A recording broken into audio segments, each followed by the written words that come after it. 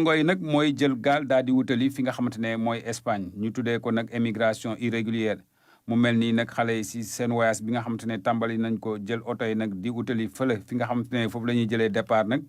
brigade gendarmerie bu Fimela nag daal di leen teg loxo. dans la nuit du 6 au 7 août 2022. ci nag guddik juróom benni fan jàpp juróom ñaari fan ci weeru août bi nga xam ne ni ci lañ nekk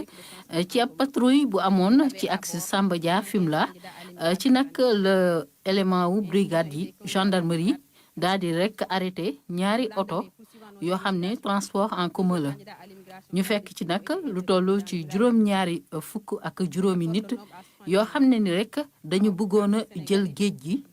maanaam daal li ñuy wax émigration irrégulière. sont en cours les organisateurs sont activement recherchés.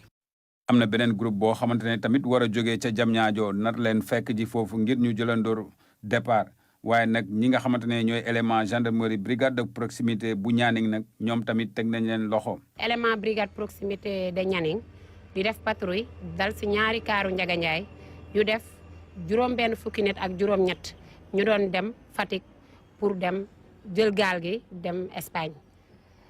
donc mi ngi def ay doomu réew mi ak ñu nga xamante ne ñi ngi dëkk si sous région bi enquête bi nag ñu ngi koy wëyal di ci jokkoo compagnie Fatick pour jàpp ñi nga xam ni ñoo organiser voyage bi. lu toll téeméer ak ñeent fukk ak ñett daanaka ci ay candidats immigration irrégulière ñoom lañ teg loxo boo xoolee ci ñooñu nag am nañ lu toll juróom fukk ak juróom ñaar daanaka ay nationalité étrangère lañu.